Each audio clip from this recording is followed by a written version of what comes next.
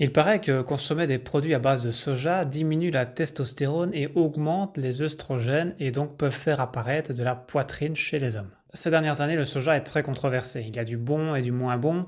Et dans cette vidéo, je vais vous aider à y voir un peu plus clair. Je peux déjà vous dire que je consomme du soja chaque semaine depuis une dizaine d'années. Cela dit, il ne s'agit pas de n'importe quel soja et on va voir ça en détail. Avant tout, je précise que cette vidéo n'a pas pour but de vous convertir en homme soja, c'est-à-dire boycotter les produits animaux pour le soja.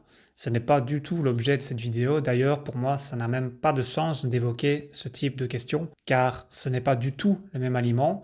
Même si l'on retrouve certaines similitudes, on est vraiment sur des aliments complètement différents et ils ont chacun leurs avantages et leurs inconvénients. Et donc, comme bien souvent, on va essayer de jouer sur l'équilibre pour bénéficier du meilleur de chaque aliment. Tout d'abord, ce qu'il est bon de savoir, c'est que le soja, oui, c'est une bonne source de protéines. On y retrouve tous les acides aminés essentiels, dont les fameux BCA, essentiels à la construction musculaire. Il faut bien avouer que dans le monde du sport, on a tendance à moquer le soja, car c'est blanc, c'est fade, on n'y voit pas trop l'intérêt. En effet, si vous prenez un bloc de tofu de 100 grammes, vous allez retrouver 20 grammes de protéines. C'est quand même intéressant, d'autant plus que le tofu peut être assez digeste et donc plus facile à digérer que de la protéine animale selon les cas. Je vous le dis déjà, l'idéal ici c'est de choisir du tofu fermenté parce que dans 100 grammes, vous aurez déjà 20 grammes de protéines. De plus, l'indice glycémique est très faible et on y retrouve aussi des nutriments comme le magnésium, le potassium ou encore le calcium. Il est indiqué également une présence de fer, mais le fer végétal est difficilement assimilable, donc je préfère ne pas le compter.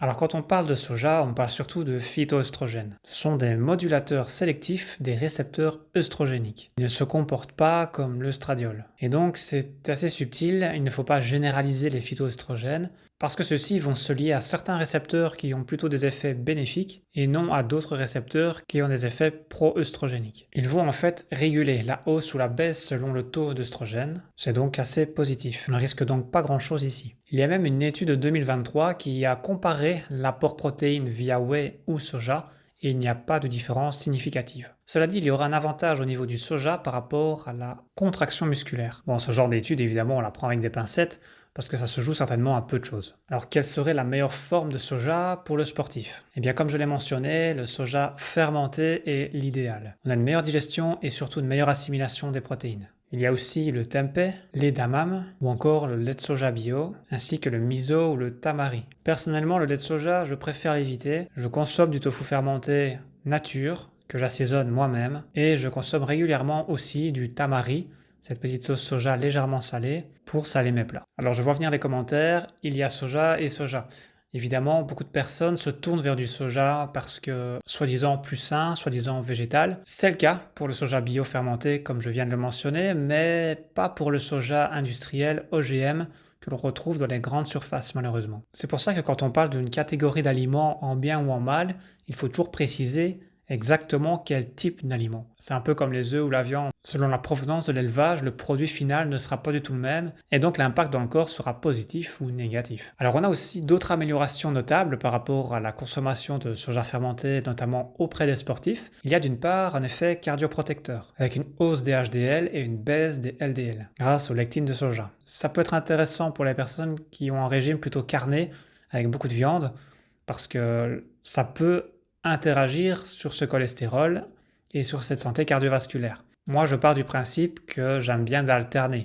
Il y a des jours où je vais, oui, manger de la viande, il y a des jours où non, je vais plutôt me tourner vers des sources végétales pour avoir des rotations et pour éviter toute surcharge au niveau de l'organisme. Il y a aussi un impact protecteur au niveau du foie, ce qui peut être intéressant pour les sportifs qui consomment pas mal de compléments ou encore de l'alcool chaque semaine par exemple. En tous les cas, c'est toujours bon de protéger son foie parce que généralement il est un peu surchargé par ce que l'on mange mais aussi par la pollution. Il semblerait y avoir aussi un avantage au niveau antioxydant et donc une réduction du stress oxydatif et donc ça c'est tout bénef pour les performances et récupération. Bien entendu l'apport de calcium va aussi jouer sur la santé osseuse pour autant qu'à côté on apporte suffisamment de magnésium, de vitamine D, de vitamine K pour bien fixer ce calcium au bon endroit. Et un dernier élément à mentionner c'est l'Equal.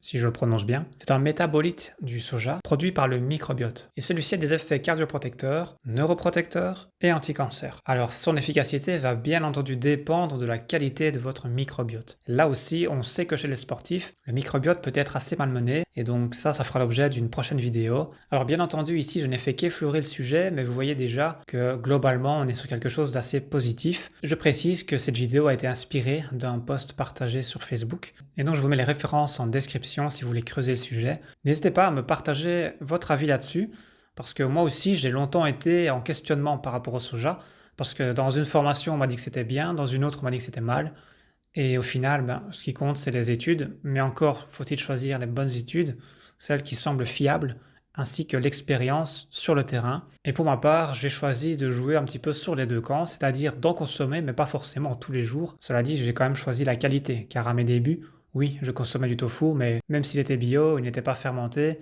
et il était dans de la sauce emballée dans du plastique. Et ça, clairement, il faut l'éviter. Je vous rappelle que le plastique échange les polluants avec le gras. Privilégiez le tofu fermenté nature, bio, pour éviter les OGM, etc.